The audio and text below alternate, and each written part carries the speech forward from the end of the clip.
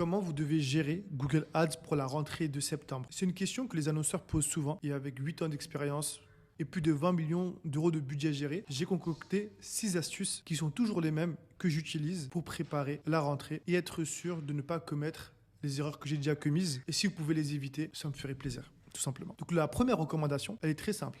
Vous devez commencer à augmenter votre budget, pas la première semaine de septembre, mais plutôt la dernière semaine d'août. Pourquoi cette recommandation? Cette recommandation, elle est faite parce que les gens commencent d'ores et déjà à rentrer de vacances la dernière semaine d'août et on voit déjà une hausse de trafic. La deuxième raison, c'est qu'on doit préparer la rentrée au mieux parce que l'algorithme de Google a besoin de quelques jours, d'à peu près 7 jours pour s'habituer lorsqu'il y a une modification qui est faite. Pour l'augmentation de votre budget, vous devez l'augmenter par campagne de grand maximum 20% et pas avant. Pourquoi 20%? Parce que si vous faites une augmentation qui est supérieure à 20%, votre campagne va repasser en phase d'apprentissage et il faudra 2 semaines pour que l'algorithme soit à nouveau optimal. Donc évitez de faire une modification du budget à plus de 20%. L'autre raison pour laquelle je vous recommande de le faire fin août, c'est comme ça, vous allez gagner une semaine pour atteindre votre trend de dépenses objectif parce que forcément vous allez avoir plus de budget en septembre qu'en août et si vous augmentez, si vous faites un x2 dans le budget dès le 1er septembre, votre campagne va être complètement déréglée. Donc ça c'est quelque chose que vous devez absolument suivre et ne pas attendre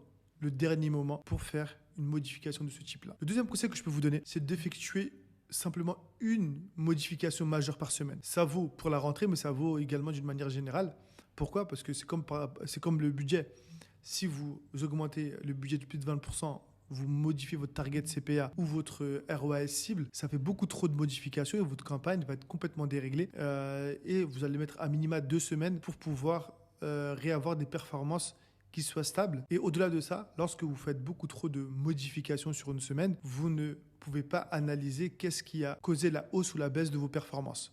Donc c'est pour ça que la recommandation d'une manière générale, c'est de ne pas faire de trop de modifications majeures, d'en faire maximum une par semaine. Le troisième grand principe, c'est que faites attention aux termes de recherche, notamment durant la rentrée, parce qu'il y a souvent des termes de recherche qui sont hors cible début septembre. Et je ne saurais pas vous expliquer pourquoi, mais je sais qu'il y en a toujours. Donc faites attention aux termes de recherche et excluez-les pour ne pas investir sur des mots-clés qui n'en vaudront pas la peine et qui feront que votre budget va être dilapidé. Et il me semble que ça peut arriver parce que vu que vous avez augmenté le budget et il y a d'un coup une forte demande, Google peut mettre un certain temps pour s'habituer et pour se réguler. La quatrième astuce que je vous donne, c'est qu'il faut absolument que vous surveillez votre CPC, votre coût par clic. À la rentrée, la plupart de vos concurrents vont mettre beaucoup plus d'argent et c'est ça que vous devez vérifier. Vous devez vérifier votre CPC et notamment vous devez analyser quel concurrent est en train d'être de plus en plus agressif et vous devez suivre ça. Au-delà de regarder qui est le plus agressif, vous devez regarder ce que le concurrent propose en termes d'offres, en termes de communication pour la rentrée pour être sûr que vous soyez en adéquation avec le marché. Si vous ne le faites pas, il se peut que vous ratez une opportunité du marché, que votre offre ne soit pas alignée avec le marché. Donc même si vous êtes affiché dans les tops, si votre concurrent a une meilleure offre que vous allez perdre d'un point de vue rentabilité ou coût par acquisition. Donc c'est quelque chose qui est primordial, notamment sur quelques phases. Ça peut être des phases de rentrée, des phases pour les soldes, etc. De vraiment vérifier comment la concurrence agit et ça permet de comprendre le cycle de chaque marché. La cinquième astuce que je vous recommande de faire, c'est que vous devez mettre à jour vos annonces. Regardez si vous avez des promotions, mettez à jour vos stat links, si vous avez une offre vraiment pour la rentrée, etc. Et en plus, il y a une extension de promotion dans laquelle vous pouvez mettre comme quoi c'est uniquement pour la rentrée, elle sera beaucoup plus visible. Si vous avez ce type d'offres-là, il faut absolument que vous les mettez en avant. Ça fera que votre taux de clic va augmenter. Si votre taux de clic augmente, votre score de qualité augmentera. Et si votre score de qualité augmente, vous allez payer votre CPC moins cher. Donc, du coup, vous allez économiser beaucoup d'argent. La dernière astuce que je vous donne, vous devez absolument suivre votre KPI principal, que ce soit le CPA, le ROI ou même le taux de conversion pour être sûr que votre campagne est diffusée sur la bonne audience.